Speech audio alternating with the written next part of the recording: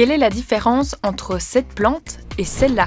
A priori rien, elles ont les mêmes feuilles panachées, sauf le prix, 13 € contre 59 €.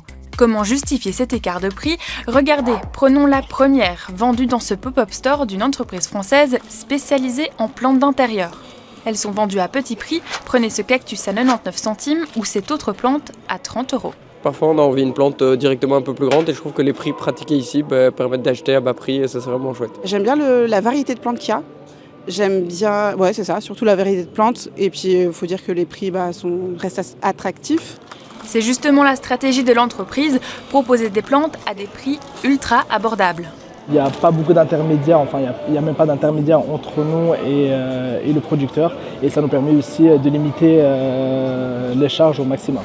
L'entreprise limite ses coûts en se fournissant directement chez le producteur, mais elle fait aussi des économies grâce à un système d'inscription à l'événement, de quoi prévoir les quantités de plantes nécessaires et de limiter les pertes. Et il y a aussi le nombre de plantes vendues, en moyenne 10 000 sur un week-end.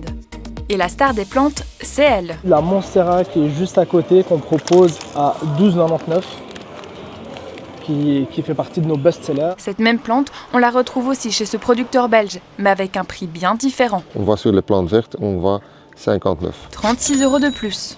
Justifié selon Dirk Mermans. Sur ses 4,5 hectares de serre chauffée à 20 degrés, il produit des plantes haut de gamme, un des seuls en Belgique. C'est dans tous les facteurs qui sont responsables pour avoir une bonne plante. Il faut donner de l'eau à temps, donner d'engrais à temps, séparer les plantes, attacher bien. C'est toutes les petites choses qui doivent être en ordre pour avoir de bonne qualité. Si ces plantes sont disponibles pour les particuliers, 80% de sa production est vendue à des grossistes, principalement aux Pays-Bas. C'est la plaque tournante des plantes d'intérieur en Europe. À eux seuls, ils représentent 30% de la production de fleurs et de plantes dans l'Union européenne, contre moins de 3% en Belgique. Alors, pour se faire une place, Dirk essaye de se diversifier. Ici, on est en train de trouver de nouvelles sortes. On commence à faire des boutures et on va voir comment ça porte dans les serres, si ça pousse pas.